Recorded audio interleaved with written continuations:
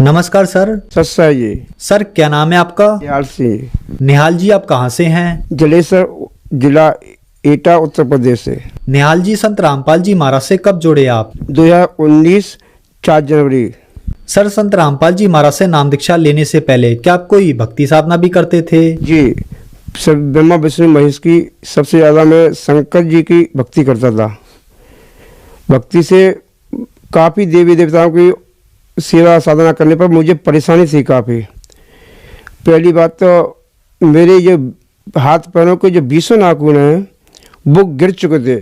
मैं डॉक्टरों पर इलाज कराया था तो मुझे कुष्ठ रोग में घोषित कर दिया था और कुष्ठ रोग का मेरा ट्रीटमेंट भी चला था। मेरी पत्नी संत रामपाल महाराज जी की शरण में आई, उन्हें दीक्षा ली। ब्रह्मा विष्णु की भक्ति करता था। मुझे साधारण संत से गुरु दीक्षा ली थी मैंने।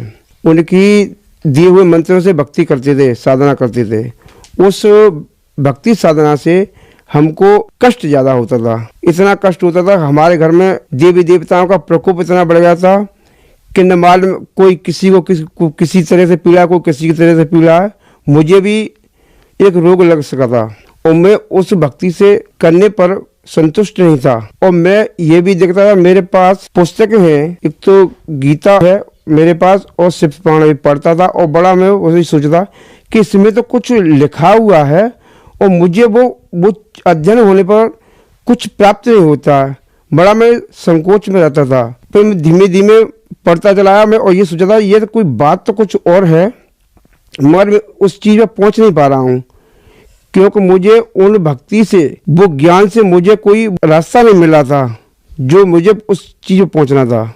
सर फिर आप संत रामपाल जी महाराज की शरण में कैसे आए? हमारे यहाँ एक दूध लेने के लिए आती है, वो हमारे यहाँ संत रामपाल महाराज जी की चर्चा करते थे।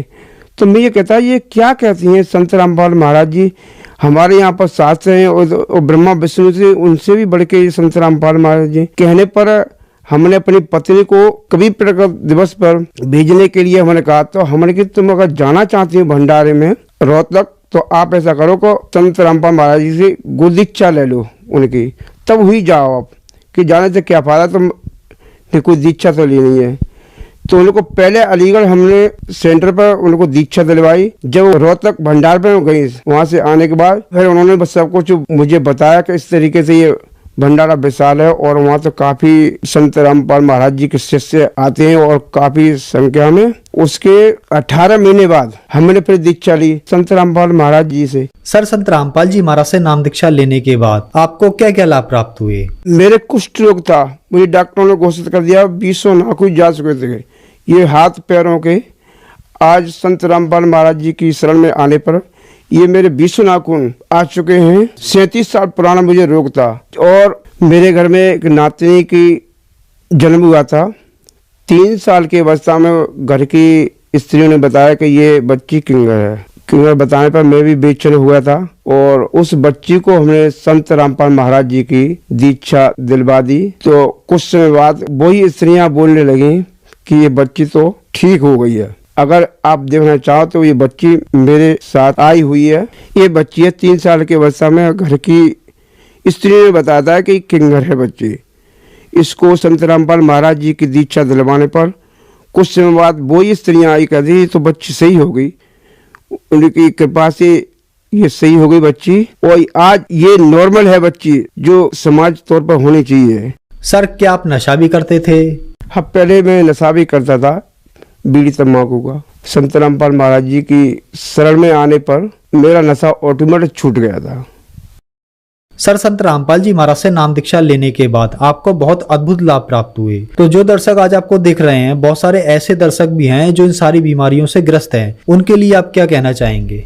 जो दर्शक बीड़ी तम्बाकू इस्तेमाल करते हैं और बेकार बढ़ते बीड़ी तम्बाकू खाने से, उनको बस नशा मुक्त गवर्नमेंट कराती है, वो नशा मुक्त नहीं हो पाता है।